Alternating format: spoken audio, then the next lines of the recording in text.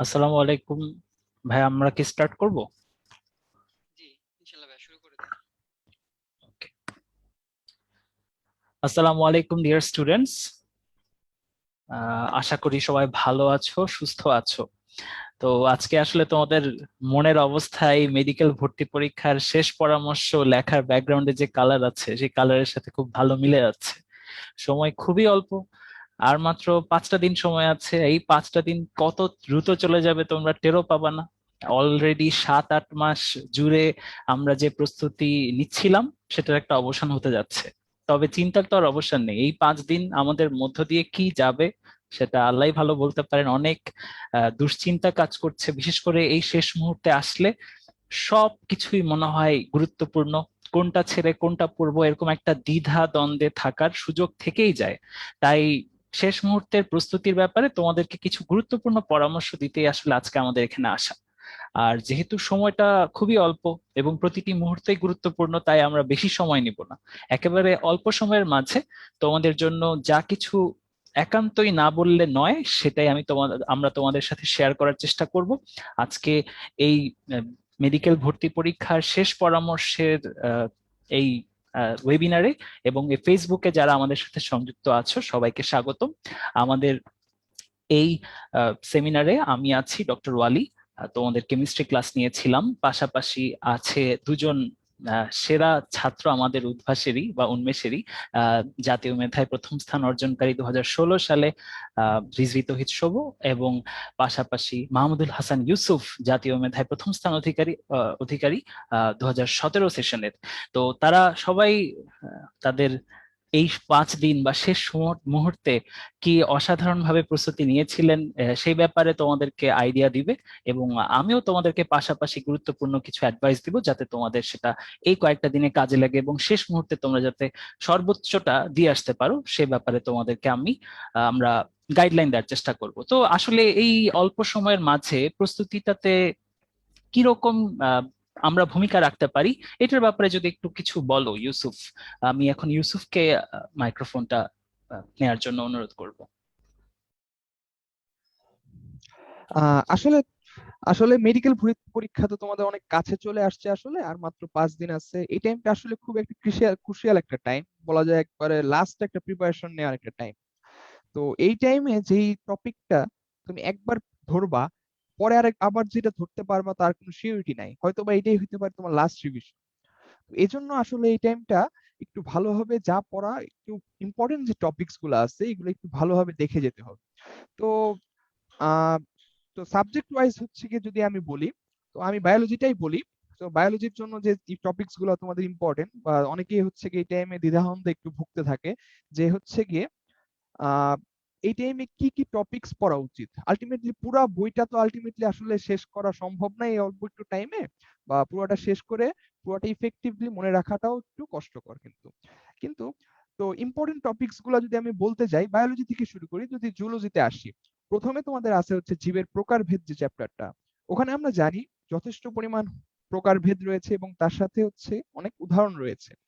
তো মেডিকেল ভর্তি পরীক্ষায় যেহেতু একটু ইনফরমেটিভ পরীক্ষা হয়, তো ইনফরমেটিভ এর জন্য এই উদাহরণগুলো কিন্তু খুবই ইম্পর্টেন্ট, এবং এই উদাহরণ থেকে বিগত সালগুলায় অনেক অনেক আহ কোশ্চেন এসেছে, এবং এটা একটু ভালোভাবে দেখতে হবে। তারপরে সেকেন্ড চ্যাপ্টারে আছে হচ্ছে তোমাদের প্রাণীর পরিচিতি, হাইড্রা, ঘাসফড়িং এবং হচ্ছে রুই মাছ। তার ভিতরে হচ্ছে হাইড্রাটা একটু ভালোভাবে পড়বা, আর হাইড্রার ভিতরে হচ্ছে ইনফরমেশন গুলো একটু ইম্পর্টেন্ট বেশি। আর যে রুই মাছ এবং সাথে আচ্ছা, কমপ্লেন করতেছে, মানে সাউন্ড একটু কম মনে হয়। সাউন্ড ঠিক আছে? ঠিক আছে, আচ্ছা। হ্যাঁ। আচ্ছা, ঠিক আছে। তো তোমাদের হচ্ছে কি ঘাসফড়িং আর রুই মাছটা অত ইম্পর্টেন্স দিয়ে পড়ার আমার মনে হয় দরকার নেই। হাইড্রাটা ভালোভাবে পড়ো, এগুলো একবার দেখে যেতে পারো, চোখ বুলাই যেতে পারো। তারপরে আসি হচ্ছে গিয়ে চ্যাপ্টার 3 নাম্বার, পরিপাক চ্যাপ্টার। পরিপাক চ্যাপ্টারে হচ্ছে গিয়ে মানুষের যে পৌষ্টিক নালী আছে, এবং প্রতিটার যেই দৈর্ঘ্য, এবং ওখান থেকে কি কি ধরনের রস খরিত হচ্ছে, এবং এখানে কি এনজাইম থাকে এবং এগুলার কাজ কি, এই জিনিসগুলা সবচেয়ে বেশি ইম্পর্টেন্ট পরিপাকতন্ত্র থেকে। নেক্সট হচ্ছে কি, যদি আমি আসি রক্তর উপাদান কি কি আছে, এর ভিতরে কত পার্সেন্ট কি আছে, এটা ইম্পর্টেন্ট, এবং রক্তের উপাদানের কাজগুলো অবশ্যই ইম্পর্টেন্ট। আর লাস্টলি আছে হচ্ছে গিয়ে হৃৎপিণ্ড। হৃৎপিণ্ডের গঠনটা তোমরা অবশ্যই জানো যে আগের বছরগুলাই যে হৃৎপিণ্ডের যে ইনফরমেশন গুলা ছিল এগুলো চেঞ্জ হয়ে গেছে, তো এগুলো একটু দেখতে হবে। আর তারপরে যে আছে হৃৎপিণ্ডের গঠন এবং হৃৎপিণ্ডের বিভিন্ন যে সাইকেল চলে এগুলো একটু ভালোভাবে দেখতে হবে, এগুলো থেকে কোশ্চেন আসার চান্স অনেক বেশি। নেক্সট আছে হচ্ছে গিয়ে শ্বসনতন্ত্র। শ্বসনতন্ত্র খুব একটা হাই লেভেলের ইম্পর্টেন্ট চ্যাপ্টার না, যদি আগের গুলাকে আমি 3 স্টার দিই, এটাকে 1 স্টার দিতে পারি আর কি। তারপরে আছে যেগুলা, তারপরে রেচনতন্ত্রে আসি। রেচনতন্ত্র একটু ইম্পর্টেন্ট। রেচনতন্ত্রে হচ্ছে গিয়ে রেচনতন্ত্রের মূত্র সৃষ্টি এবং মূত্রের উপাদান এবং মূত্রের বৈশিষ্ট্য এবং মূত্র সৃষ্টি হওয়ার যে বিভিন্ন ধাপগুলা এবং নেফ্রনের যে গঠন, এই কয়েকটা টপিক হচ্ছে কি খুবই বেশি ইম্পর্টেন্ট। তো তারপরে আসি হচ্ছে গিয়ে ধরো হচ্ছে স্নায়ুতন্ত্রে আসি আমরা। স্নায়ুতন্ত্রটা ইম্পর্টেন্ট। মাঝখানে হচ্ছে যে বোনসের যে চ্যাপ্টারটা আছে ওটাও মোটামুটি ইম্পর্টেন্ট। নেক্সট হচ্ছে স্নায়ুতন্ত্রটা একটু ভালোভাবে বলি আমি। স্নায়ুতন্ত্রের ভিতরে হচ্ছে গিয়ে অনেক ইম্পর্টেন্ট কোশ্চেন হয়, যেমন হচ্ছে গিয়ে স্নায়ুতন্ত্রের ভিতরে যে হচ্ছে স্নায়ুগুলো আছে, বিভিন্ন যে স্নায়ুগুলো আছে এগুলোর গঠন কোথা থেকে আসছে এবং এগুলোর কাজ কি কি, তোমাদের বইয়ে হচ্ছে গিয়ে একটা চার্ট আছে। নেক্সট হচ্ছে গিয়ে তোমাদের যে গ্রন্থিগুলো আছে এখানে, গ্রন্থিগুলোরও হচ্ছে গিয়ে বিভিন্ন কাজ এবং কোথা থেকে খরিত হয়, এসব জায়গা হচ্ছে কোশ্চেনের জন্য একবার হটস্পট। তো এগুলো একটু বারবার হচ্ছে গিয়ে এগুলো একটু চার্টে সব ইনফরমেশন একসাথে থাকে, তো তো এখান থেকে আসলে হচ্ছে গিয়ে মাঝখান থেকে কিছু একটা ভুলে যাওয়ার চান্স অনেক বেশি থাকে, তো এগুলো একটু ভালোভাবে পড়তে হবে। নেক্সট হচ্ছে গিয়ে জেনেটিক্স থেকে অনুপাত গুলা পড়তে হবে। আহ বিভিন্ন যে অনুপাত আছে জেনেটিক্স চ্যাপ্টারের প্রথম দিকে, এই টপিক গুলা হচ্ছে কি সবচেয়ে বেশি ইম্পর্টেন্ট আর কি। তারপর যদি আমরা জুলজির পার্টটা আমরা শেষ করে যদি বোটানিতে দেখি, বোটানির ভিতরে হচ্ছে গিয়ে ফার্স্ট চ্যাপ্টারের ভিতরটা আমরা দেখছি সবচেয়ে বেশি কঠিন চ্যাপ্টার হচ্ছে ফার্স্ট চ্যাপ্টার। তো এখানে হচ্ছে গিয়ে সবচেয়ে বেশি বিজ্ঞানীর নাম থাকে এবং কোষের যে গঠনের ভিতরে প্রত্যেকটা অঙ্গাণুর হচ্ছে গিয়ে নামকরণ কে করছে, কে আবিষ্কার করছে, এই নামগুলা হচ্ছে গিয়ে একসাথে করে একটু দেখে নেওয়া ভালো খুবই। আর তার উপরে আছে হচ্ছে কোষ রসায়ন। কোষ রসায়নের ভিতরে, কোষ রসায়ন না সরি, কোষ বিভাজন। কোষ বিভাজনের ভিতরে কোষ চক্রটা হচ্ছে মোস্ট ইম্পর্টেন্ট। কোষ চক্রটা ভালোভাবে দেখবা। আর হচ্ছে মিওসিস। মিওসিস কোষ বিভাজনের ধাপগুলা কি কি হয়, কোথায় কি হচ্ছে, দুটার ভিতরে পার্থক্য কি মিওসিস মাইটোসিসের, এই কয়েকটা জিনিস হচ্ছে কোষ বিভাজন থেকে দেখতে হবে। নেক্সট কোষ রসায়ন। কোষ রসায়নটা খুবই ইম্পর্টেন্ট চ্যাপ্টার। এটা হচ্ছে গিয়ে প্রথমে আছে হচ্ছে তোমাদের কার্বোহাইড্রেট বা শর্করা, তারপরে আছে প্রোটিন। এইগুলোর সবগুলার হচ্ছে গিয়ে শ্রেণী বিভাগটা সবচেয়ে বেশি ইম্পর্টেন্ট। শ্রেণী বিভাগ এবং ভেতরের উদাহরণ খুব ইম্পর্টেন্ট। আর এনজাইম, কোন এনজাইম কোথায় কাজ করতেছে তোমাদের লাস্টের দিকে আছে চ্যাপ্টারটার, এগুলা খুব ইম্পর্টেন্ট। তারপরে আছে হচ্ছে তোমাদের অণুজীব চ্যাপ্টারটা। অণুজীব চ্যাপ্টারটা যেহেতু দেখো মেডিকেল তোমরা ভর্তি পরীক্ষা দিতে যাচ্ছ, তো মেডিকেলের সাথে কিন্তু আলটিমেটলি এই চ্যাপ্টারটার অনেক যোগ সদৃশ আছে। বিভিন্ন জীবাণু আছে এখানে। তো নর্মালি হচ্ছে কি ভাইরাস, কোন রোগটা ভাইরাস দিয়ে হচ্ছে, কোন রোগটা ব্যাকটেরিয়া দিয়ে হচ্ছে, এগুলা খুবই ইম্পর্টেন্ট। এবং ভাইরাসের ভিতরে ইভেন দুইটা পার্ট আছে, যে একটা হচ্ছে আরএনএ ভাইরাস দিয়ে হচ্ছে, একটা ডিএনএ ভাইরাস দিয়ে হচ্ছে, কোনটা দিয়ে কি হচ্ছে এগুলো একটু ভালোভাবে মনে থাকা লাগবে, একবারে ঠোঁটে টকায় থাকা লাগবে মুখস্থ। তারপরে আছে হচ্ছে ম্যালেরিয়া। ম্যালেরিয়ার পার্টটাও কিন্তু বেশ ইম্পর্টেন্ট। তারপরে আছে হচ্ছে কি এখানে শৈবাল ছত্রাক, নেক্সট চ্যাপ্টারটা। শৈবাল ছত্রাকের ভিতরে আসলে পুরোটাই আসলে দেখা গেছে যে অনেক ব্যবহার এবং এগুলোর উদাহরণ, উদাহরণ সহ ব্যবহার শৈবাল এবং ছত্রাকের। লাস্টে আছে লাইকেন। তো এগুলার ব্যবহার এবং আমাদের মানে দৈনন্দিন জীবনে কি কি ব্যবহার আছে, মেডিকেল সেক্টরে কি কি ব্যবহার আছে এবং এগুলোর উদাহরণ কোথায় পাওয়া যাচ্ছে, এগুলো খুব ইম্পর্টেন্ট। আর নেক্সট হচ্ছে ব্রায়োফাইটা, টেরিডোফাইটা। এগুলো থেকে জীবন চক্রটা মোটামুটি দেখলেই হয়ে যায়, খুব একটা হাই লেভেলের ইম্পর্টেন্স নাই। তারপরে দেখা যায় হচ্ছে নগ্নজীবী এবং হচ্ছে নগ্নবীজী এবং আবৃতবীজী যে চ্যাপ্টারটা আছে তোমাদের, এখানে হচ্ছে গিয়ে উদাহরণ বেশি, প্রকারভেদ এবং উদাহরণ বেশি। তো এখান থেকে হচ্ছে কি ওগুলাই পড়া লাগবে। আর টিস্যু তন্ত্রের ভিতরে হচ্ছে গিয়ে সবচেয়ে ইম্পর্টেন্ট পার্টটা হচ্ছে গিয়ে লাস্টে ভাস্কুলার যে আমাদের টিস্যু আছে, পরিবহন টিস্যু উদ্ভিদের, ওই পরিবহন টিস্যু গুলার হচ্ছে প্রকারভেদ, কোনটা কিরকম, কোনটা লেপ্টোসেন্ট্রিক, কোনটা হেড্রোসেন্ট্রিক, এই টপিকটা হচ্ছে মোস্ট ইম্পর্টেন্ট এখান থেকে। নেক্সট দেখো আহ শরীরতত্ত্ব, শারীরতত্ত্ব। উদ্ভিদ শারীরতত্ত্বের ভিতরে হচ্ছে গিয়ে বিশাল একটা চ্যাপ্টার। তো এর ভিতরে আর কি মোটামুটি সব তো লাগে না, তো হচ্ছে গিয়ে এখান থেকে শ্বসনের ভিতরে প্রথম যে স্টেপ গুলা আছে, স্টেপ গুলার ভিতরে এবং হচ্ছে লাস্টের দিকে ব্যবহার আছে, এগুলো একটু ইম্পর্টেন্ট।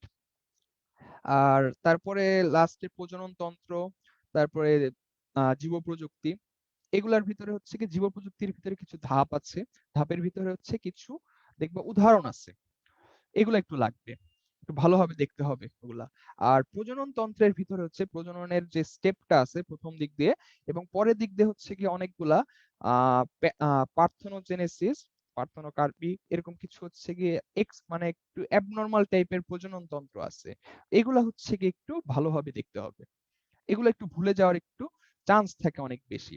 তো আলটিমেটলি যে জিনিসটা আর কি আমার এত কিছু সাজেশনের পর যেটা বলার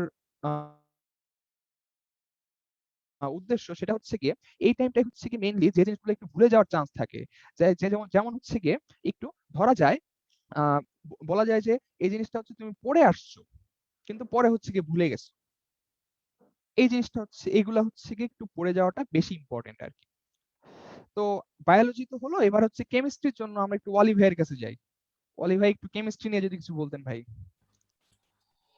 থ্যাংক ইউ। আশা করি আমাকে শুনতে পাচ্ছো।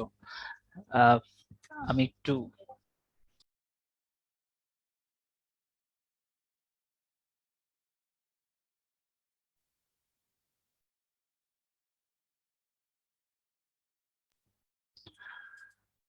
ওকে। Dear students, thank you Yusuf, অনেক গুরুত্বপূর্ণ কিছু পরামর্শের জন্য। আমাদের আজকে আসলে তোমাদেরকে সবকিছুর সহজ সহজ জিনিসগুলোকেই মূলত দেখে যাওয়ার পরামর্শ দেওয়া হচ্ছে। তোমরা যদি ইউসুফের সাজেশন গুলো মনোযোগ দিয়ে শুনে থাকো, তাহলে বুঝতে পারবা এতক্ষণ ধরে আমরা যা যা শুনলাম এই টপিক গুলো কিন্তু ক্লাসেও খুব গুরুত্ব সহকারে পড়ার জন্য পরামর্শ দেওয়া হয়েছিল, এবং এগুলো থেকে প্রায় প্রশ্ন আসে। আমরা বারবার সহজ টপিকের প্রতি ফোকাস দিতে বলছি এই জন্যই, কারণ সহজ প্রশ্ন ভুল করেই মানুষ চান্সটা মিস করে ফেলে। আমরা যদি সব সহজ প্রশ্ন পারাটাকে এনশিওর করতে পারি, তাহলে আমাদের পক্ষে আসলে মেডিকেলে চান্স পাওয়া কোনো কঠিন বিষয় হবে না। তো কেমিস্ট্রির কথা বলি।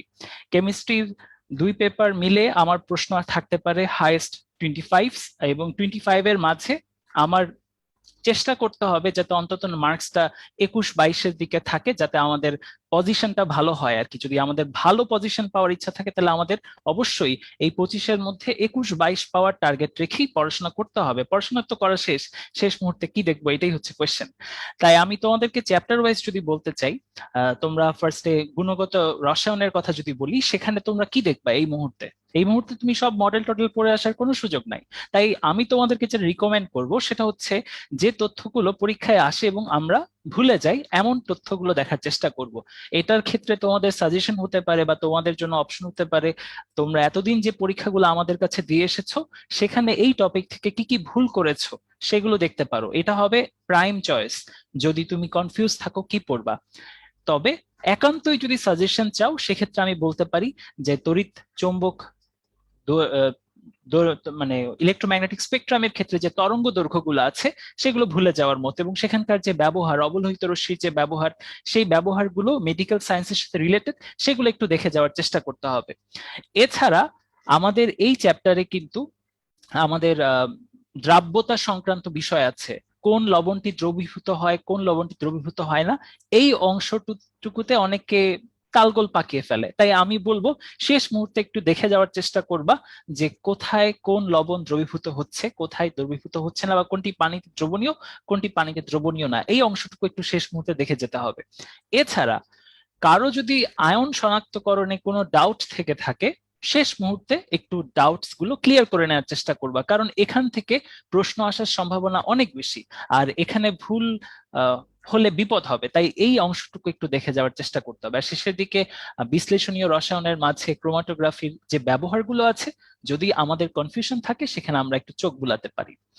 আমরা যদি পরবর্তীতে মৌলের পর্যায়বৃত্ত ধর্ম এবং রাসায়নিক বন্ধনের চ্যাপ্টারটার কথা বলি, সেখানে কি দেখবো? সেখানে আমি তোমাদেরকে বলবো অনেক বড় চ্যাপ্টার, তাই আমরা খুব লিমিটেড পড়া পড়বো। পি ব্লক এলিমেন্টস এর ক্ষেত্রে যে ব্যবহারগুলো আছে এবং বিশেষ বিশেষ নামগুলো আছে, সেগুলো একটু ঝালাই করে নেওয়ার চেষ্টা করব। P block, not D block. P ব্লকের মাঝে 17-18 গ্রুপের যে সদস্য, হ্যালোজেন, নিষ্ক্রিয় গ্যাস, এদের ব্যবহারগুলো পরীক্ষায় আসার মতো। আর পাশাপাশি আমাদের পর্যায়বৃত্ত ধর্মের ব্যাপারে খেয়াল রাখতে হবে এক্সেপশন গুলো কোথায় ঘটছে, সেই ভ্যালুগুলো যদি বাই এনি চান্স চলে আসে সেগুলো যাতে আমরা শেষ মুহূর্তে দেখে গিয়ে পরীক্ষায় পারতে পারি সেই নিশ্চয়তা আমাদের জন্য রাখতে হবে। এই ভ্যালুগুলো মানুষ ভুলে যায়, আয়নীকরণ শক্তি, ইলেকট্রন আসক্তি, ভ্যালুগুলো একটু চাইলে শেষ মুহূর্তে তোমরা দেখে যেতে পারো। আর রাসায়নিক বন্ধন চ্যাপ্টার থেকে মূলত বন্ধন কয়টি আছে এই ধরনের প্রশ্নই বেশি আসে। তাও সংকরণ থেকে যদি কারো কোনো ডাউট থেকে থাকে, বিশেষ করে আকৃতি এবং মুক্তজোড় ইলেকট্রন কয়টা আছে, বন্ধন কোণ কত, এই তো রকম তথ্যগুলোতে মানুষ পরীক্ষার হলে তালগোল পাকায় ফেলে। তাই আমি বলবো এই টপিকগুলো একটু দেখে যাও, বিশেষ করে বন্ধন কোণের।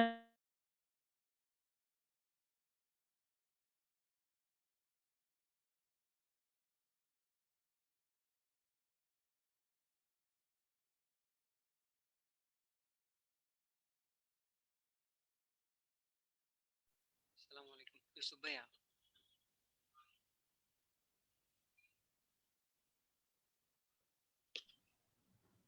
শুভ, কি আমার কথা শুনতে পাচ্ছো? শুভ, জি একটু ভাই। কথা বললে মনে হয় ভালো হয়। ওয়ালি ভাই মনে হয় একটু টেকনিক্যাল সমস্যার কারণে। আচ্ছা আচ্ছা, ইটস ফাইন, ওকে, আমি কন্টিনিউ করি। আচ্ছা, বাচ্চা আচ্ছা, ঠিক কাচ্চারা আছে। কি অবস্থা? আমার কথা শোনা যাচ্ছে না? সবাই কিছু শোনা যাচ্ছে না? এখন বোধহয় শোনা যাচ্ছে, জি ভাইয়া, জি শোনা তাই যাচ্ছে। না? আচ্ছা, ওয়ালি ভাই এসে আবার ভাইয়ের কথা কন্টিনিউ করবে। আহ তোমাদের সাথে, আচ্ছা, হ্যালো ভাইয়া, হ্যাঁ সবাইকে হ্যালো, সবাইকে ওয়ালাইকুম আসসালাম। ওকে, অনেকের সাথে আমার কথা হয়েছে শুরুর দিকে, তাই না? আবার এই শেষ মুহূর্তে এসে তোমাদের সাথে সাক্ষাৎ হলো। আর কিছুদিন পর হয়তোবা তোমাদের সাথে আমাদের মেডিকেল কলেজগুলোতে হয়তোবা দেখা হয়ে যেতে পারে। আর আমার অ্যাকচুয়ালি দায়িত্ব ছিল যে ফিজিক্সে কি করবে সেটা বলার, তো আমি আমার দায়িত্বটুকু বলি।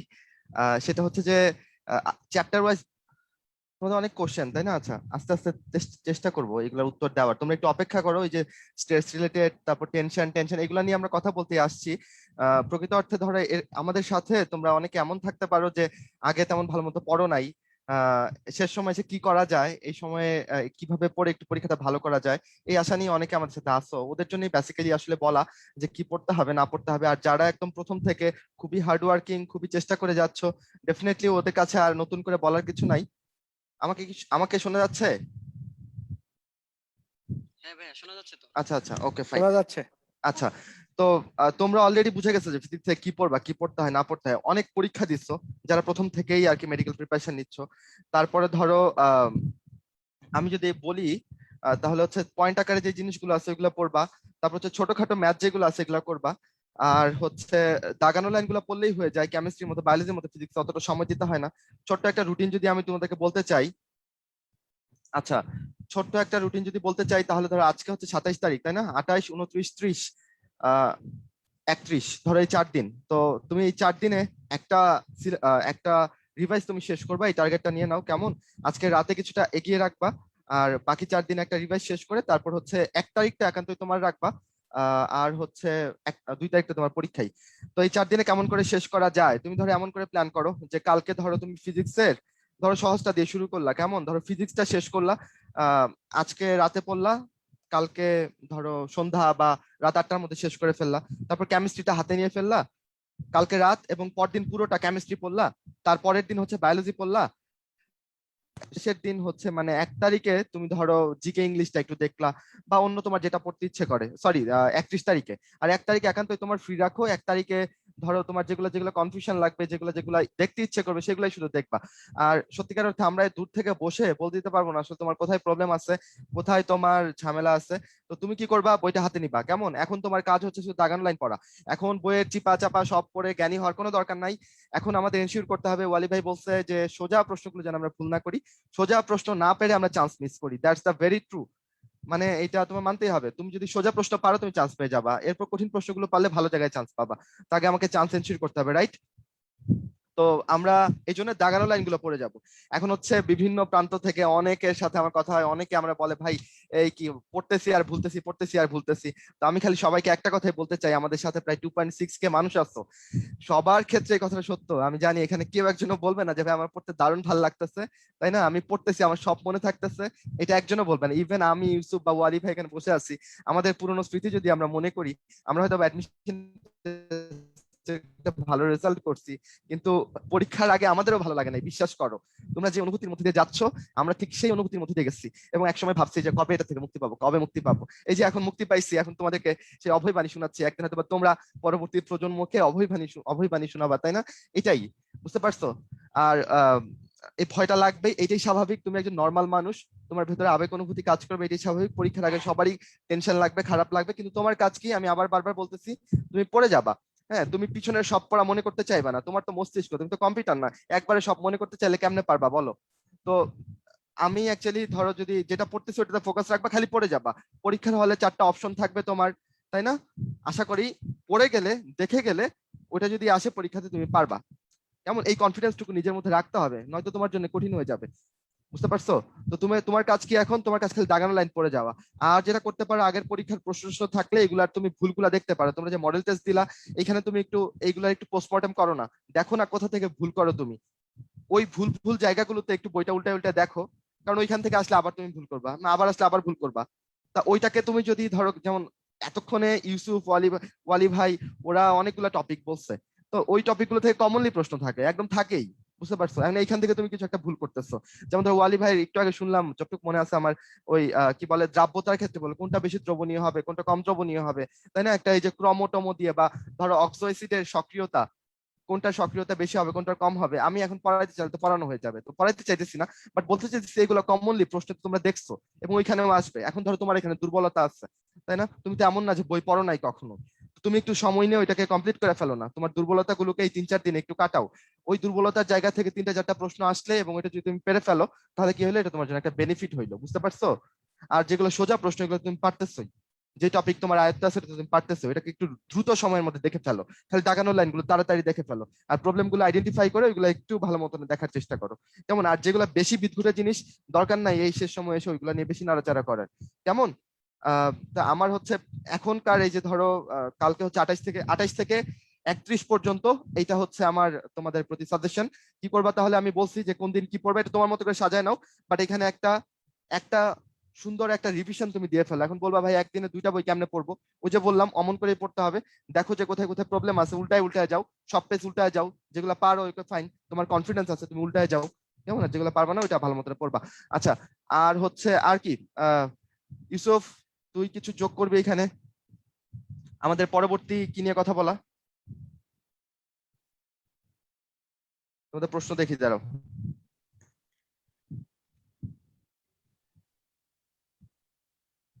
আচ্ছা, তারপরে ইউসুফ, তুই হচ্ছে আহ আমরা কোন টপিকের কথা বলে ফেলছি, তাই না?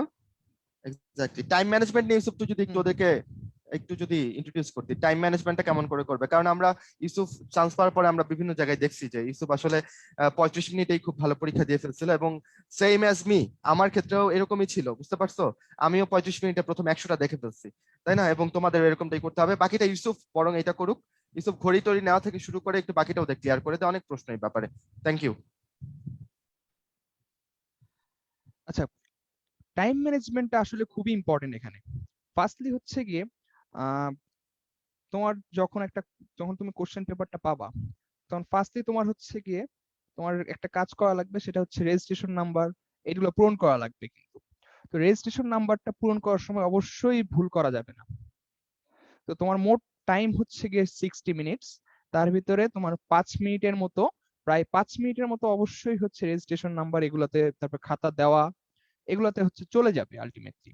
তো আলটিমেটলি তোমার থাকবে হচ্ছে 55 মিনিটস। যদি আমরা আরেকটু প্লাস মাইনাস করি, যে পরে খাতা নিয়ে আগে আগে যদি তুলে নেওয়া হয় বা অন্য কোনো যদি ইনসিডেন্ট হয়, মানে 50 মিনিট এভারেজ ধরা যায়, যে 50 থেকে 55 মিনিটস তুমি এভারেজ পাবা। তো ফার্স্টলি আমি সাজেস্ট করব হচ্ছে কোনো কঠিন কোশ্চেনের প্রতি টাইম ওয়েস্ট করবা না। যেটা ধরো হচ্ছে কি মনে হচ্ছে একটু টাফ, একটু চিন্তা করা লাগবে, তো ওগুলা একটু রেখে যাও। ফার্স্ট বার যখন তুমি কোশ্চেনটা পড়বা, তখন ওগুলা রেখে যাও। ফুল যখন তোমার 100টা দেখা হয়ে যাবে, তারপরে তুমি ওগুলা ব্যাক করো। না হলে কি হবে, ধরো তুমি হচ্ছে গিয়ে কঠিন গুলার পিছিয়ে হচ্ছে গিয়ে কঠিন তুমি পারলা, কিন্তু ওটার পিছিয়ে তুমি 5-7 মিনিট নষ্ট করে ফেললা। পরে দেখা যাবে তুমি 90টার মতো দাগাইতে পারলা, 90 পর্যন্ত যাইতে পারলা। দেখা গেল ওই পরের 10টার ভিতরে 9টাই একবারে সোজা কোশ্চেন, একবার তোমার 9টা ইজি মার্কস হচ্ছে গিয়ে চলে গেল, হাত ছাড়া হয়ে গেল। তো এজন্য আমি বলবো যে সবার আগে হচ্ছে গিয়ে কঠিনগুলা, যেগুলো একটু টাইম কনজিউমিং, হইতে পারে এটা ম্যাথ অথবা হচ্ছে গিয়ে কনফিউশন, তো এগুলো একটু রেখে দাও পাশে। পরে হচ্ছে গিয়ে পুরোটা শেষ করে আসার পরে হচ্ছে গিয়ে ওটা শুরু করো আর কি। তো আমার সাজেশন থাকবে হচ্ছে অবশ্যই ফার্স্ট 30 মিনিটস এর ভিতরে একবার শেষ করে ফেলা, 30 থেকে 35 মিনিটস এর ভিতরে। তাহলে কি হবে, পরে আরো 20 মিনিটস এর জন্য হচ্ছে গিয়ে একটু টাফ যেগুলা কনফিউশন যেগুলা থাকে ওগুলা টাচ করা টাইম পাওয়া। তো এভাবে হচ্ছে টাইম ম্যানেজমেন্টটা করলে সবচেয়ে বেস্ট হয় আর কি। ইসি ভাই আর কিছু বলবেন এটা নিয়ে? অ্যাড করবেন ভাই আমি কিছু? আচ্ছা, ওকে ফাইন। আমি ওই যে অনেকে বলতেছে, আচ্ছা তোমরা ঘড়ি নিতে পারবে না, ডেফিনেটলি ঘড়ি নিলে বাইরে খুলে রেখে হ্যাঁ যেতে হ্যাঁ হবে, হ্যাঁ। কেমন? আর হচ্ছে ধরো হলে যে দেখলা, হলে ঘড়ি থাকার নিয়ম, আমি পরীক্ষা দিছিলাম, আমার হলে ঘড়ি ছিল। আর যদি ধরো কোনো কারণে ঘড়ি না থাকে, একটু কাইন্ডলি টিচারকে একটু পোলাইটলি রিকোয়েস্ট করবা যে স্যার একটা ঘড়ি যদি ম্যানেজ করতেন। এটা হচ্ছে ওর্স্ট সিচুয়েশন, হ্যাঁ। যদি না থাকে সেই ক্ষেত্রে আমরা হোপফুল যে তোমাদের কি বলে হলে ঘড়ি থাকবে, যেহেতু কর্তৃপক্ষ বলে দিচ্ছে তোমাদের ঘড়ি নেওয়া যাবে না, সেহেতু হলে ঘড়ি দেওয়ার দায়িত্ব তাদের, তাই না? আর এই হচ্ছে কথা। আর হচ্ছে ইউসুফ যেটা বলছে টাইম ম্যানেজমেন্টের ক্ষেত্রে খুবই ভালো, আমার ক্ষেত্রে এইটাই, আমি ইউসুফের কাছে শুনি নাই কিন্তু আমি এভাবেই ফলো করতাম। ইউসুফও বোধহয় আমার কাছে অমন করে শুনে নাই, বাট ও এটাই ফলো করতে এবং এইভাবেই আসলে সাফল্য আছে, কেমন? আর যেটা হচ্ছে যে প্রথম দিকে যেমন ধরো ক্রিকেটাররা যখন খেলতে নামে, নিউজিল্যান্ডের সাথে আমরা খেলা দেখলাম, বুঝতে পারছো? দেখি যে প্রথমে কি নড়বড়ে অবস্থা আছে, তাই না? ট্রেন্ট বোল্টের হচ্ছে সুইং এ অবস্থা খুব খারাপ। তো প্রথম 10 ওভার যদি আমরা কাটাই দিতে পারতাম তাহলে কিন্তু পরের রান তোলা একটু সোজা হইতো, তাই না? তো তোমার ক্ষেত্রে একই অবস্থা, প্রথমকার প্রশ্নগুলো তোমার কাছে কঠিন মনে হবে, এইটা একদম খুব স্বাভাবিক ব্যাপার, এটা খুব স্বাভাবিক ব্যাপার, বুঝছো? প্রথম সোজা প্রশ্ন কঠিন লাগে, কনফিউশন লাগে, আমারও লাগতো, সবারই লাগে। তো তুমি কি করবা, প্রথমেই হচ্ছে নার্ভাস হয়ে যাবে না। এবং আমার এই যে একটা কথা কানে বাজাবা, এই যে আমি বলতেছি, সেটা কি, সেটা হচ্ছে যে তোমার জন্য সোজা প্রশ্ন অপেক্ষা করতেছে, কেমন? তুমি প্রথম দিকে কঠিন পাইছো, তোমার শেষে সোজা প্রশ্ন অপেক্ষা করতেছে, তুমি একটু জাস্ট ধৈর্য ধরে থাকো, প্রথমেই একদম কি বলে হযবরল পাকাই ফেলো না, কেমন? প্রথমে একটু স্কিপ করে যাও, একটু আগাও, দেখো যে ধীরে ধীরে তোমার কাছে ব্যাপারটা সোজা হবে, এবং শেষ অংশে এসে যখন আবার দেখবা ওইগুলো আরো সোজা লাগবে। আর জিকে নিয়ে কথা বলতে বলছো, জিকের জন্য কি পড়বা? খুব এক্সট্রা কিছু পড়ার দরকার নাই, এই যাবৎকালে যা কিছু পড়ে আসছো ওইগুলো একটু উল্টাতে চেষ্টা করবা, কেমন? যেখান থেকে পড়ছো ওইখান থেকে উল্টালে বেটার হয়, নতুন কোনো বই হাতে নিও না। আর হচ্ছে ইংলিশের কি বলে, আচ্ছা, আর জিকের হচ্ছে টপিক তো তোমাদের বলে দিচ্ছি, তুমি জানো কি মোস্ট ইম্পর্টেন্ট টপিক? হ্যাঁ, তুমি জানো হচ্ছে বঙ্গবন্ধু শেখ মুজিবুর রহমান এবং হচ্ছে মুক্তিযুদ্ধ, এই টপিকটা আমাদের জন্য মোস্ট ইম্পর্টেন্ট। তাহলে এখানকার খুঁটিনুটি যত পারো তুমি পড়ে ফেলো, কেমন? আর ইতিহাস মানে যত রিসেন্ট ইতিহাস তত বেশি ইম্পর্টেন্ট আর কি, হ্যাঁ। ওই চন্দ্রগুপ্ত টুপ্ত ওরা একটু কম ইম্পর্টেন্ট, তার থেকে বড় মুঘলরা একটু বেশি ইম্পর্টেন্ট আমার কাছে মনে হয় আর কি। তো রিসেন্ট ইতিহাস যতটুকু পারো একটু পড়ার চেষ্টা করো, নতুন কিছু পড়ার দরকার নাই, যা যা পড়ছো ওগুলো ছালাই দাও, কেমন? আর আন্তর্জাতিক মোস্ট প্রবাবলি মানে কোনোই পড়ার দরকার নাই। আর হচ্ছে ইংলিশের জন্য একই কথা, ইংলিশের জন্য কারো যদি ধরো আগে বই পড়ে থাকো এবং যেগুলো প্রবলেম ওইগুলা গোল্লা টোল্লা দিয়ে থাকো, তাহলে ওই গোল্লা দেখে গেলা যেগুলো তোমার আগে প্রবলেম ছিল, যেগুলো তুমি ভুল করছো, তাই না? সোজা একটা ন্যারেশন, সোজা একটা ভয়েস, ওইটা তো তোমার এখন আর অত সময় নিয়ে পড়ার কিছু নাই, যেখান থেকে পড়ছিলা ওই বইটা হাতে নিবা, পুরনো স্মৃতি মনে করবা, জাস্ট হচ্ছে উপর দিয়ে চোখ বুলাই বুলাই যাবা, প্রশ্ন দেখবা উত্তরটা দেখবা, প্রশ্ন দেখবা উত্তরটা দেখবা, দ্যাটস ইট, কেমন? যদি আরো কেউ কিছু পড়তে চাও তাহলে যে আমরা প্রিভিয়াস ইয়ার কোশ্চেন সলভ করতাম না, ওইগুলো আরেকবার সলভ করতে পারো, কেমন? এই তো। আর ইংলিশ নিয়ে বেশি ওরিড হয়েও না, কারণ ধরো এটা তো আনপ্রেডিক্টেবল, তাই না? সিনোনিম অ্যান্টোনিম কোনগুলো আসবে আমরা তো জানি না, এখন শেষ সময় তোমার ডেফিনেটলি সিনোনিম অ্যান্টোনিম পড়ার সময় না, তাই না? 2-4 দিন পরে তুমি ভোকাবুলারিতে একদম মাস্টার হয়ে যাবে না, তো কোনো দরকার নাই, ঠিক আছে? তো ভোকাবুলারির জন্য এখন পড়াটার দরকার নেই, যা যা পড়ছো খালি ওইটুকুই পড়ো, আর একটা নতুন করে সিনোনিম পড়ার কিছু দরকার নাই। আচ্ছা, ওয়ালি ভাই আমাদের সাথে জয়েন হয়ে গেছে, ভাই হচ্ছে কথার মাঝখানে ইন্টারাপ্টেড হয়েছিল, তো ভাই একটু কষ্ট করে যদি ওইখান থেকে কন্টিনিউ করতেন, কারণ অনেকে আমাকে আচ্ছা। বলতেছিল ভাই কেমিস্ট্রি তো শেষ করলেন না। ও আচ্ছা, আচ্ছা, সরি, আমাকে এখন শুনতে পাচ্ছ শুভ?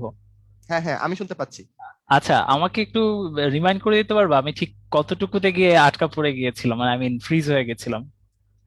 খুব সম্ভবত রাসায়নিক পরিবর্তন আচ্ছা, শুনতেছিলাম আমি, রাসায়নিক পরিবর্তন, আচ্ছা। নাকি? ঠিক আছে, thank you. Sorry dear students, আসলে নেট কানেকশন একটু সমস্যার কারণে কথাবার্তা হয়তো ওখানে ইন্টারাপ্টেড হয়ে গিয়েছিল। তোমাদেরকে আমি যেটা বলছিলাম আর কি, শেষ মুহূর্তে প্রস্তুতির ক্ষেত্রে আসলে খুবই সিলেক্টিভ পড়তে হবে। রাসায়নিক পরিবর্তন পর্যন্ত আসছিলাম, সেই রাসায়নিক পরিবর্তন চ্যাপ্টারটাতে তোমরা অবশ্যই পিএইচ ভাই এর, আপনি বন্ধন কোন পর্যন্ত বলছিলেন, আচ্ছা ওরা বলতেছে বন্ধন আর কোণ, কি। আচ্ছা আচ্ছা ওকে, তাহলে মূলের পর্যায়বৃত্ত ধর্ম এবং রাসায়নিক বন্ধনের ক্ষেত্রে যা যা পড়া দরকার সেটা তো বলে দিয়েছি। এরপর আমি তোমাদেরকে একটু রাসায়নিক পরিবর্তনের ব্যাপারে বলি, সেখানে কি পড়বা।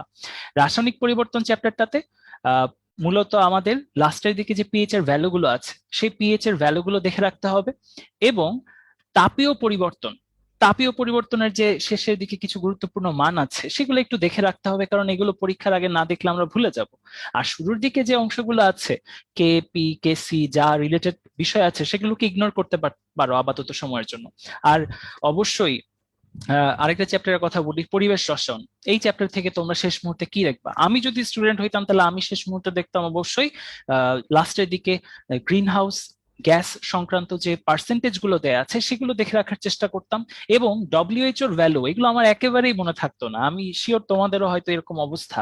এই ডব্লিউএইচওর যে ভ্যালু গুলো আছে সেই ভ্যালু গুলো একটু দেখে রাখার চেষ্টা করতে হবে। আর অবশ্যই এই চ্যাপ্টারে কিন্তু একটা গুরুত্বপূর্ণ জিনিস হচ্ছে অ্যাসিড বেইজের স্ট্রেংথের অর্ডার, শক্তিমাত্রা, কোন অ্যাসিডটা শক্তিশালী কোন অ্যাসিডটা শক্তিশালী না, এই ইনফোটা আমরা দুইটা চ্যাপ্টারেই পাই। এই চ্যাপ্টারের থেকে ইনফরমেশন নিতে পারো, পাশাপাশি রাসায়নিক পরিবর্তন দুইটা চ্যাপ্টার থেকে ইনফো নিয়ে এইটার ব্যাপারে একদম ক্লিয়ার কাট আইডিয়া রাখবা যে কোনটা শক্তিশালী কোনটা দুর্বল, এই ব্যাপারে যাতে পরীক্ষার হলে কোনো কনফিউশন কাজ না করে। আর অবশ্যই আহ, কি বলা যায়, জৈব রসায়ন নিয়ে তোমাদের মনে অনেক কৌতূহল, এই এত বড় চ্যাপ্টার নিয়ে আমরা শেষ মুহূর্তে কি দেখবো? এত বড় চ্যাপ্টার তো রিভিশন দেওয়া সম্ভব না। আমি সেজন্য ক্লাসে কিন্তু শুরুতেই বলে দিয়েছিলাম যখন ক্লাস নিয়েছিলাম যে 10 পেজের একটা সামারি করতে, বাট যাই হোক এখন সামারি করার সময়ও নাই। আমরা যেটা বলবো সেটা হচ্ছে শেষ দিকে যে পলিমার রিলেটেড ইনফো গুলো আছে ইনফরমেটিভ, সেগুলো একটু দেখে রাখতে হবে।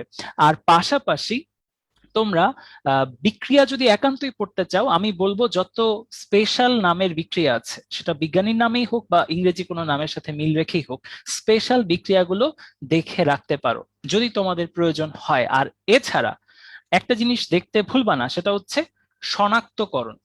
যেখানেই শনাক্তকরণ খুঁজে পাবা সেই শনাক্তকরণ তোমাদেরকে পড়ে রাখতে হবে। শনাক্তকরণের ইনফোগুলো পরীক্ষায় আসার মতো, এখানে যাতে কোনো ডাউট না থাকে। জৈব রসায়নের এই টপিকগুলো তোমরা দেখে রাখার চেষ্টা করবা। বিভিন্ন কার্যকরীমূলকের যে ক্রমগুলো আছে, অগ্রাধিকার ক্রম বলো পোলারিটি ক্রম বলো, যেখানে কনফিউশন ক্রিয়েট হয় সেগুলো চাইলে একটু দেখে রাখতে পারো। আর আমি সব সময় সববারই স্টুডেন্টদেরকে এটা প্রেফার করতে বলি যে অর্থনৈতিক রসায়ন এবং কর্মমুখী রসায়ন পারলে শেষ মুহূর্তে হলো একবার দেখে যাও, কারণ এখান থেকে তুমি মিনিমাম 6-7টার বেশি প্রশ্ন পাওয়ার সম্ভাবনা রাখো। তাই এই টপিকগুলো ভুলে যাওয়ার সুযোগ বেশি থাকে। তো তাই অর্থনৈতিক রসায়ন এবং কর্মমুখী রসায়নের জিনিসগুলো মেরিট্রিক্স থেকে তোমরা একবার রিভিশন দিয়ে রাখতে পারো। আমাদের মেরিট্রিক্সটা কতটা হেল্পফুল তোমরা পরীক্ষার আগে এটা এই সময়টাতে খুব ভালো টের পাবা।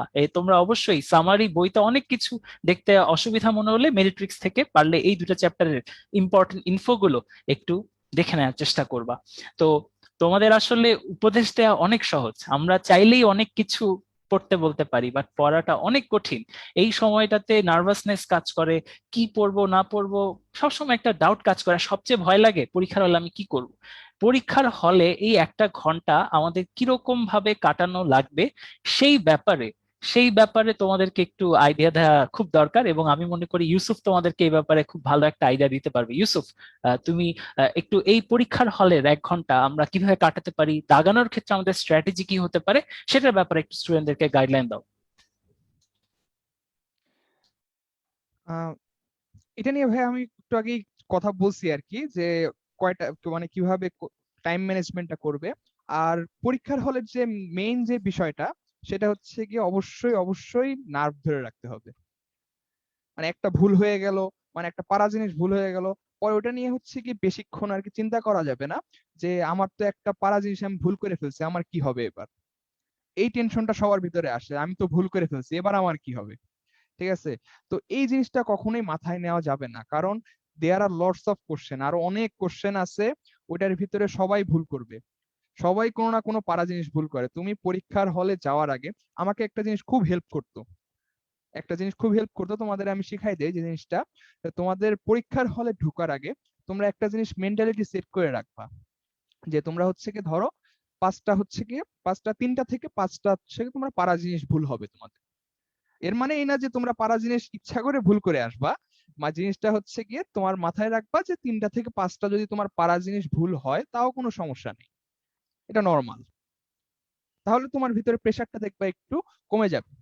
ঠিক আছে? তাহলে তোমার সুন্দরভাবে তুমি ফ্রিলি পরীক্ষা দিতে পারবা, এবং হচ্ছে কি আর সমস্যা হবে না। আর তোমাদের যে পরীক্ষার হলে যে মেইন যে প্রবলেম গুলা হয়, ফার্স্ট অফ অল হচ্ছে কি রেজিস্ট্রেশন নাম্বার দাগানোতে যদি ভুল হয়, ওইটা ভুল করাটা খুবই একটা বলা যায় গ্রেভ একটা সিচুয়েশন, খুবই খারাপ একটা সিচুয়েশন। তো এই জন্য আমি ওইটার জন্য 5 মিনিট রাখতে বলছি তোমাদের, যে অবশ্যই এটা খুবই কেয়ারফুলি করবা। ইভেন আমি যখন আমার টাইমে এই গোল্লাগুলো ভরাট করছি, আমার মনে আছে আমার হাত কাঁপতেছিল টেনশনে, যে এটা যদি ভুল হয় তাহলে খাতা শেষ। যদি তুমি অন্য কোনো গোল্লা ভরাট করো বা অন্য কোনো একটা কোশ্চেনের গোল্লা ভরাট করতে যদি ভুল করো, তাহলে দেখা যাবে হচ্ছে তোমার একটা নাম্বার কাটা যাবে। আর রেজিস্ট্রেশন নাম্বার যদি তুমি ভুল লেখো তাহলে তোমার পুরো খাতা চলে যাবে। তো জিনিসটা অনেক ইম্পর্টেন্ট কিন্তু এখানে। নেক্সট হচ্ছে গিয়ে ধরো কোশ্চেন, ওই যে বললাম কোশ্চেন গুলা দাগাইতে যে ভুলগুলা করো তোমরা নর্মালি, ধরো তুমি কোশ্চেনে দেখছো যে ক দাগাবা, দাগাই ফেলছো খ, এই ভুলটা হয় অনেক বেশি।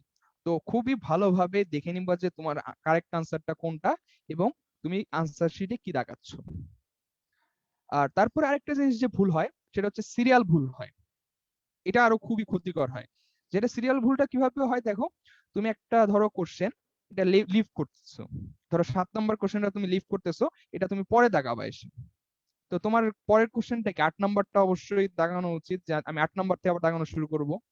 তুমি 8 নম্বরের আনসারটা 7 নম্বরে দাগানো শুরু করলা, সেম ভাবে 9 নম্বরের আনসারটা 8 নম্বরে, 10 নম্বরেরটা 9 নম্বরে। এরকম করে কিন্তু একটা সিরিয়াল যদি ভুল হয়ে যায় তাহলে কিন্তু মেডিকেলে চান্স পাওয়ার চান্স কিন্তু অনেকাংশেই কমে যাবে। মানে প্লাস এটা এটা একটা খুবই খারাপ একটা ভুল, এবং এটার জন্য খুবই কেয়ারফুল থাকতে হবে।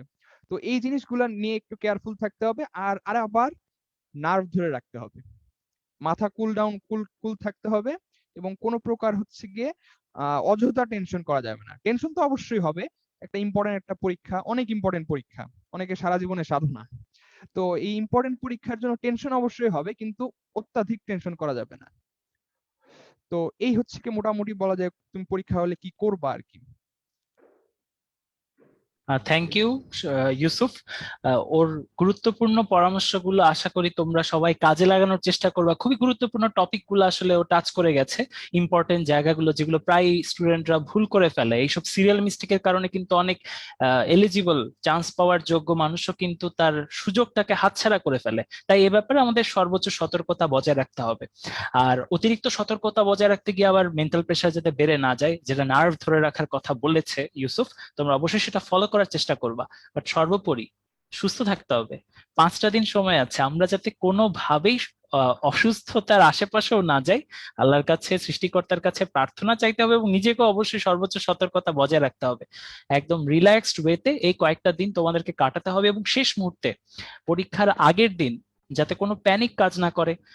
খাবার দাবারের ক্ষেত্রেও তোমরা অন্তত একটু ওয়েল অর্গানাইজ থাকো। আপাতত বাইরের খাবার দাবার থেকে একেবারেই নিজেকে বাইরে রাখো এবং সর্বোচ্চ সেফ থাকার চেষ্টা করো, যাতে পরীক্ষার আগ পর্যন্ত তোমরা বা পরীক্ষার দিন পর্যন্ত তোমরা একেবারে সুস্থ মস্তিষ্কে পরীক্ষার হলের ওই 1 ঘন্টা সময় তোমরা যাতে কাটাতে পারো। তোমরা যেটা নিয়ে একটু ডাউট ফিল করছো সেটা হচ্ছে পরীক্ষার কেন্দ্রে কি কি নিয়ে যাওয়া যাবে। এটার ব্যাপারে কিন্তু ব্রিফ ইনস্ট্রাকশন তোমরা পাবা। তোমাদেরকে জানানো হবে পরীক্ষার কেন্দ্রে কি কি অ্যালাউড, সেগুলো তোমরা নিয়ে যেতে পারবা। অবশ্যই তোমরা অলরেডি ইতিমধ্যে জানো যা যা বলা থাকবে, অ্যাডমিট কার্ড, রেজিস্ট্রেশন কার্ড, এগুলো তো নিয়ে যেতেই হবে। পাশাপাশি আমি বলবো যে পেন্সিলের পেছনে যে রাবার থাকে সেই রকম রাবারওয়ালা পেন্সিল একটা নিয়ে যাওয়ার চেষ্টা করবা। ইন কেস যদি রাফ করার প্রয়োজন হয় তোমরা সেটা করে আবার মুছে দেওয়ারও সুযোগ থাকবে আর কি। তো যেটা বলতে চাচ্ছি, হাতে সময় নিয়ে অবশ্যই পরীক্ষা কেন্দ্রে যাবা। আর সেখানে কখনোই মানে পরীক্ষার হলের সামনে অনেককে দেখবা, অনেকে বই খাতা খুলে পড়ছে, অনেক কিছু অনেক দৃশ্য দেখবা, সেটা দেখে বিভ্রান্ত হওয়া যাবে না। অনেকে এইসব দৃশ্য দেখেও প্যানিকড হয়েছে, এতজনের সাথে প্রতিযোগিতা এভাবে কল্পনা করে প্যানিকড হয়েছে। আমিও কল্পনা করে অনেক প্যানিকড হতাম যে এই যে এত মানুষ পরীক্ষা দিবে, লক্ষের কাছাকাছি মানুষ পরীক্ষা দিবে, এতজনের সাথে পেরে আমরা উঠবো কিভাবে। অ্যাকচুয়ালি মনে রাখবা তোমার প্রতিযোগিতা কিন্তু খুব কম মানুষের সাথে, খুব কম মানুষের সাথে। সেটা কত? অ্যারাউন্ড 3 থেকে 4 হাজার মানুষ। এই 4 হাজার মানুষকে টপকানোই হচ্ছে বা তাদের মাঝে জায়গা করে নেওয়াটাই হচ্ছে তোমার কাজ। এই 90,000 এত সংখ্যা, এটা নিয়ে তোমাদের মাথা ঘাবড়ানোর কিছুই নাই। তো পরীক্ষার চলাকালীন সময়ে কি করতে হবে সেটার ব্যাপারে তো ইউসুফ খুব ভালো একটা আইডিয়া দিলই। আমাদের প্রশ্নপত্রের কি বিষয় দেখতে হবে, আনসার করার সময় কোন বিষয়গুলো লক্ষ্য রাখতে হবে, সেটাও ইউসুফ তোমাদেরকে খুব ভালো একটা আইডিয়া দিয়েছে। তো আমি এখন শুভকে অনুরোধ করব যে শুভ, তোমার যদি এই পরীক্ষার আগের দিন কেন্দ্রিক কোনো উপদেশ ওদের জন্য সিলেক্টিভলি থাকে সেটা একটু ওদেরকে জানাতে পারো। আচ্ছা, থ্যাংক ইউ ভাই। আচ্ছা, তো আমার পরীক্ষার আগের দিনের অবস্থা আমি তোমাদেরকে বর্ণনা করতে পারি। আমার পরীক্ষার আগের দিনের জন্য আমি কোনো পড়া জমায় রাখি নাই। আমার আমি ধরে নিছি যে 2 দিন আগে আমার পড়া কমপ্লিট করতে হবে। তো আমার পরীক্ষা ছিল 7 তারিখে, আমি ধরে নিছি 5 তারিখে আমার লাস্ট ডেট। তো এর মধ্যে আমি আমার যা রিভিশন দেওয়া শেষ করে ফেলছি। তোমাদের ক্ষেত্রে একই কথা বললাম যে 30 বা 31 তারিখের মধ্যে তোমরা রিভিশন শেষ করে ফেলবা। তারপরে যখন যেটা দেখতে ইচ্ছে করবে ওটা দেখবা। তবে আমি যেটা করতাম, পরীক্ষার আগের 2 দিন ওই সময় আমি 2টা বা 3টা মডেল টেস্ট পরীক্ষা দিচ্ছি। সেটাও তোমরা করতে পারো। ধরো 1 তারিখ সন্ধ্যাবেলা তোমরা একটা মডেল টেস্ট পরীক্ষা দিলা, এটার জন্য এখনই র্যান্ডমলি তোমার কোচিং থেকে দেওয়া কোনো প্রশ্ন তুমি সিলেক্ট করে রাখতে পারো। কেমন? একটা না দুইটাই রাখো, যদি একটা খারাপ হয় তাহলে আরেকটা দিবা আর কি, আর ভালো হলে ইটস ফাইন।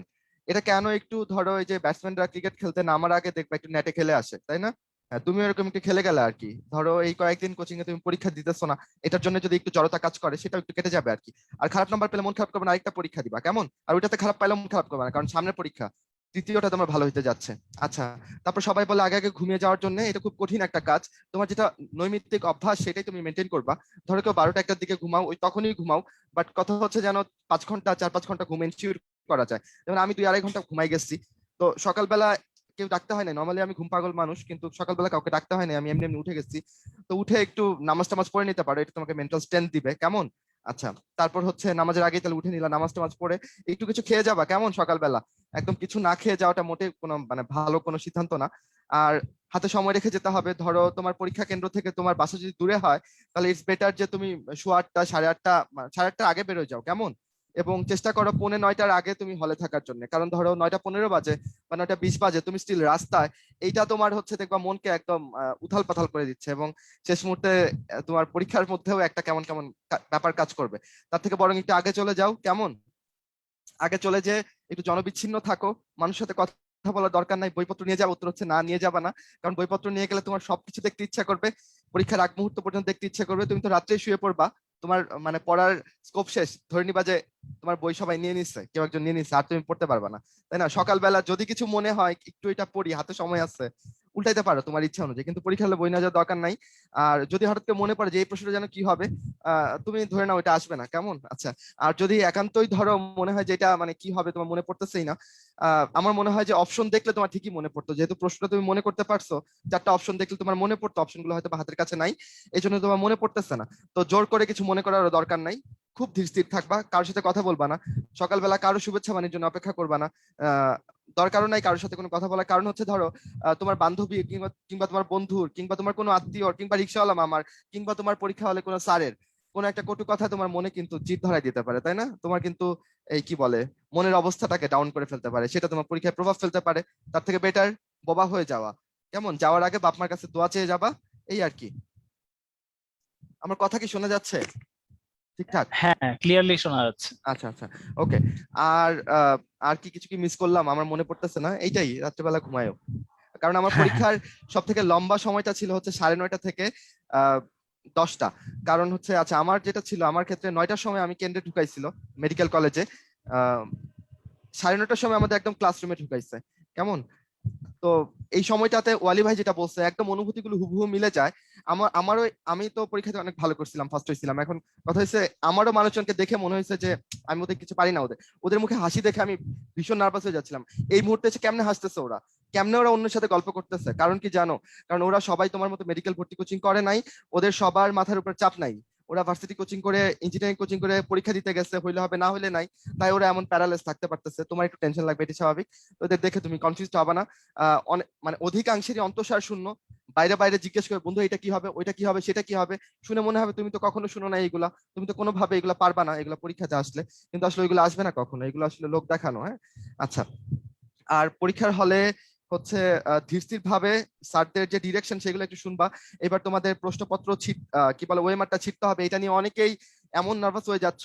দেখো, এটা এমন কোনো কঠিন প্রসিডিউর না তোমার মানুষকে সার্জারি করতে বলতেছে, রোগীকে সার্জারি করতে বলতেছে, এমন কোনো কিছু না, তাই না? এইটা সব বাচ্চারাই পারবে, তো তুমিও পারবা, কেমন? তো এটা নিয়ে জল্পনা কল্পনার কোনো স্কোপ নাই। পরীক্ষার আগে স্যাররা তোমাদের ডিরেকশন দিবে, এবং তুমি প্রশ্নপত্র পাওয়ার পর বুঝে যাবা যে অ্যাকচুয়ালি তোমাকে কি করতে হবে, সবাই তাই করবে, কেমন? তো এটা নিয়ে দুশ্চিন্তাগ্রস্ত হইও না।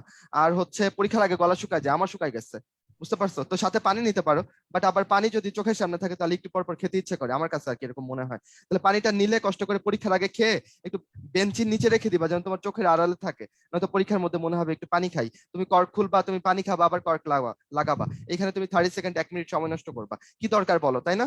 তো পরীক্ষার মধ্যে তোমার জগৎ থাকবে, তোমার শুধু প্রশ্নপত্রটা, এর উপরে তুমি চোখই তুলবা না, কেমন? কেউ ডাকলে তুমি তো বন্ধুত্ব করবাই না, সে যেমনই হোক, যতই ভালো লাগুক, তোমার কথা বলার কোনো দরকার নাই, কেমন? কারণ যেমন ধরো আমার পাশের ছেলেটা আমাকে ডাকছে, আমি একদম ওর সাথে পাথর সুলভ আচরণ করছি, ওর সাথে একদম কথাই বলি নাই। তো কাহিনী হচ্ছে যে আমি পরে গুনে গুনে, ও আমার 10 রোল পেছনে ছিল আর কি, ঘুরে আসছে আমার রেজাল্টের পাবলিশ হওয়ার 2 দিন পরে আমার কৌতূহল বসে জানতে ইচ্ছে করলো যে ওর নাম্বার কত। আমি দেখছি ও 22 বা 23 পাইছে।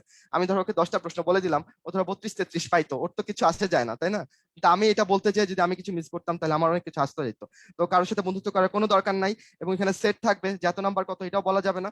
তো তোমার প্রিয় বন্ধুটা পাশে বসলে ওর সাথে কথা বলার দরকার নেই, নিজের পরীক্ষা নিজে দিবা।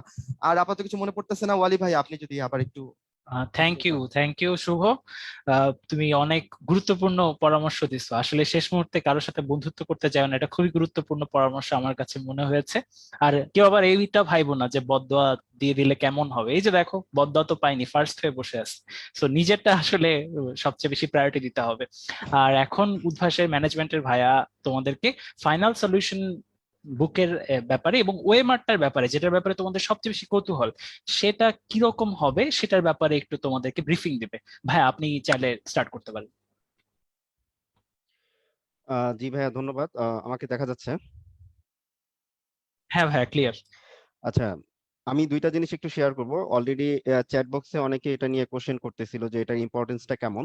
তো আমি জাস্ট একটু প্রিন্টেড কপিটা একটু দেখাই দিই। তো অনেকেই অলরেডি এটা সংগ্রহ করে ফেলছে, যে আমাদের উন্মেষের পক্ষ থেকে যেটা শেষ মুহূর্তে প্রস্তুতির জন্য ফাইনাল সলিউশন বুক, এখানে 4000 প্রশ্নের ব্যাখ্যামূলক সমাধান দিয়ে দেওয়া আছে। অর্থাৎ এখানে পেপার ফাইনাল, সাবজেক্ট ফাইনাল এবং আমরা যে ফাইনাল মডেল টেস্ট নিয়েছি, কমপ্লিট একটা এখানে সবগুলা প্রশ্নের সমাধান সহ এই বইটাতে দেওয়া আছে। এবং অলরেডি অনেকে এটা 25 তারিখে আমাদের ব্রাঞ্চ থেকে সংগ্রহ করে ফেলছে। তো এখনো যারা সংগ্রহ করতে পারেনি তাদের উদ্দেশ্যে বলতেছি, তারা চাইলে এখনো আমাদের নিকটস্থ ব্রাঞ্চ থেকে এই বইটি সংগ্রহ করতে পারবে। তো এটা একটা মেসেজ ছিল। আর ছোট্ট করে আরেকটা মেসেজ, যেটা ওয়ালি ভাই বলল যে সবার যেটা কৌতূহল এই প্রশ্ন, অলরেডি আমি বলবো উন্মেষের যারা শিক্ষার্থী তাদের জন্য এটা ব্লেসিং যে তারা অলরেডি প্রিন্টেড এই প্রশ্নগুলো আমাদের ব্রাঞ্চ থেকে সংগ্রহ করে বাসায় কিন্তু সে প্র্যাকটিস করতে পারছে। এবং শেষ মুহূর্তে যে মেসেজটা মেডিকেল থেকে আসছে, যে এবছর আমাদের এই A3 পেপার থেকে ওয়েমারটা আমরা একদম ডিটাচ করতে পারবো। অর্থাৎ প্রথম যে ইনস্ট্রাকশন, অর্থাৎ এটা পাওয়ার সাথে সাথেই অবশ্যই পরীক্ষা পরিদর্শক হয়তো এটা হাতে দেওয়ার পরপরই তারা ঘোষণা দিয়ে দিবে, এবং বা শুরুতেই তারা বলে দিবে যে এটা হাতে পাওয়া মাত্রই নির্দেশনা যে পার্টটা দেওয়া আছে এটা খুব কেয়ারফুলি পড়তে হবে, এবং ওইখানে যেভাবে বলা আছে ঠিক সেভাবেই এই ওয়েমারটাকে আলাদা করতে হবে। আমাদের যতদূর ধারণা, এই ওয়েমারটা যখন ছিঁড়তে বলা হয়, এটা একটা থাকবে, আশা করি খুব ছিঁড়তে বেশি সমস্যা হবে না। সো যারা এই ওয়েমারটাকে আলাদা করা নিয়ে টেনশনে আছে বা ভাবতেছে যেটা কিভাবে ছিঁড়বে বা আলাদা করবে, চিন্তার কারণ নাই। এটা খুবই সুন্দরভাবে পারফরেশন দেওয়া থাকবে। আশা করি খুব ভালোভাবে এটা উত্তরপত্র থেকে আলাদা করতে পারবে, এবং আলাদা করে সে ইনস্ট্রাকশন যেটা আছে সেই অনুযায়ী উত্তর শুরু করতে পারবে। আর ওয়ালি ভাইকে একটু রিকোয়েস্ট করব, আপনি যদি এই বইটার ইম্পর্টেন্স, অনেকেই বলতেছে এটা আসলে শেষ মুহূর্তে কতটুকু তার কমন বা এরকম একটা আসছে যে কেমন কি হবে, অনেকে বলতেছে। কারণ এখানে সবগুলো কমপ্লিট একটা এখানে আছে, যত ধরনের প্রশ্ন সম্ভাব্য হতে পারে ভাইয়া আমার চেয়ে আরো ভালো বলতে পারবে। তো রিকোয়েস্ট করবো ভাইয়া যদি এই সলিউশন বুক নিয়ে একটু শেষ মুহূর্তে একটু বলে আমরা শেষ করতে পারি ইনশাল্লাহ। জি ভাইয়া, ধন্যবাদ। থ্যাংক ইউ ভাইয়া।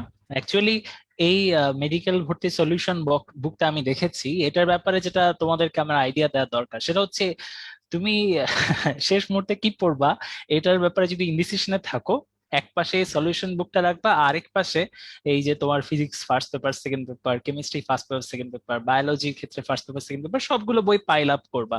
এরপর তুমি নিজের মনকে সাবকনসিয়াসলি জিজ্ঞেস করবা যে আমি কোনটা চুজ করব, এই পাশের এতগুলো বই নাকি এই পাশের একটা বই। আই হোপ তোমরা আনসারটা পেয়ে যাবা। এই বইটাতে 4000টা প্রশ্ন আছে, ব্যাখ্যাও আছে, বাট আমার মতে এটা তুমি এমন ভাবে ডিজাইন করা আছে যেখানে তোমার গুরুত্বপূর্ণ টপিক গুলো তুমি চাইলে স্ক্যান করে করে চলে যেতে পারবা। অর্থাৎ তোমার খুব অল্প সময়ে রিভিশনটা দেওয়ার জন্য এটা একটা ভালো উপায় হবে। তাই আমি বলবো এটা যদি এখনো কেউ কালেক্ট করে না থাকো, অবশ্যই এটা কালেক্ট করে নেওয়ার চেষ্টা করো। আর আমার মতে প্রশ্ন সলভ করার কোনো বিকল্প নাই। অনেক সময় একটা তথ্য বইতে পড়ার সময় আমরা ভাবি আর এটা তো আমি পারবোই, এরকম আমার তোমার অনুভূতির কথা আমি জানি না, আমার তো প্রায় মনে হয় আমি বই পড়লেই মনে হয় যে আর এটা আমি পারবো, বাট এটা যখন আমি প্রশ্ন আকারে পাই তখন কিন্তু ঘাবড়ে যাই। তাহলে নিজেকে যাচাই করা প্লাস ইনফরমেশনটাকে একটু ঝালাই করা, দুইটারই সুযোগ থাকবে কিন্তু কোয়েশ্চেন দেখে পড়লে। তাহলে সেই ক্ষেত্রে তোমাদের জন্য এটা একটা ভালো অপশন হতে পারে। তো তোমাদের অনেক সময় আমি নিয়ে নিলাম। আমরা এই সবাই মিলে তোমাদেরকে আসলে একটাই মেসেজ দেওয়ার চেষ্টা করতেছি, আর মাত্র 5টা দিন। এই 5টা দিন যদি ঠান্ডা মাথায় সুস্থ শরীরে একটু আত্মবিশ্বাস অর্জন করার সুযোগ তোমরা পাও এই 5টা দিনে, তাহলে ইনশাল্লাহ তুমি তোমার সর্বোচ্চটা দিয়ে আসতে পারো পরীক্ষার হলে। চান্স হবে কি হবে না সেটা সবসময় আল্লাহর হাতে। এটার ব্যাপারে আসলে আমাদের প্রস্তুতি বা আমাদের শত একাগ্রতা এটা আসলে নিশ্চিত করতে পারবে না। আমরা আমাদের সর্বোচ্চ চেষ্টা করবো, বাকিটা সৃষ্টিকর্তা দেখবে। আমাদের জন্য যদি অবশ্যই মেডিকেল কলেজ বরাদ্দ থেকে থাকে আমরা অবশ্যই সেটা পাবো, এবং সেটার জন্য অবশ্যই আল্লাহ বা সৃষ্টি আমাদেরকে আল্লাহ তাআলা তখনই উপকার মানে তখনই সাপোর্ট দিবেন যখন আমরা চেষ্টা করব। তাই চেষ্টাতে যাতে কোনো ত্রুটি না থাকে সেদিকে আমাদের খেয়াল রাখতে হবে। আর করোনা পরিস্থিতি কিন্তু খুবই ভয়াবহ দিকে যাচ্ছে, তাই তোমরা সর্বোচ্চ সতর্কতা বজায় রাখবা। পরীক্ষার হল থেকে আসা পরও মানে স্যানিটাইজেশন, পরীক্ষার হলে যাওয়ার সময় স্যানিটাইজেশন, 5টা দিন স্যানিটাইজেশনের ব্যাপারে কোনো আপোষ রাখবা না, বুঝতে পারছো? একটা বড় পরীক্ষা তোমরা দিতে যাচ্ছ, পাবলিক পরীক্ষা, অনেক বড় পরীক্ষা, অনেক বেশি পার্টিসিপেন্ট, অনেক সতর্ক থাকতে হবে। জীবন অনেক গুরুত্বপূর্ণ এবং অনেক ভ্যালুয়েবল, তাই না? মেডিকেলে চান্স পাওয়াটা ইম্পর্টেন্ট, বাট জীবন তার চেয়ে উপরে। তো সেই দিকে সর্বোচ্চ সতর্কতা রাখার চেষ্টা করবা। তাহলে আজকে তোমাদেরকে আগামী দিনের জন্য শুভেচ্ছা জানিয়ে শুভকামনা জানিয়ে এখানেই শেষ করছি। সবাই ভালো থাকো, সুস্থ থাকো। আল্লাহ হাফেজ।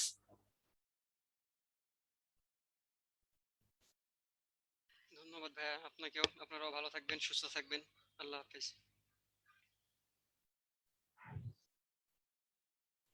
ওকে, আমার দিক থেকেও বিদায়। Tata, bye bye, best wishes for all. কেমন, সবাই ভালো করো, সেই দোয়া থাকলো। টাটা।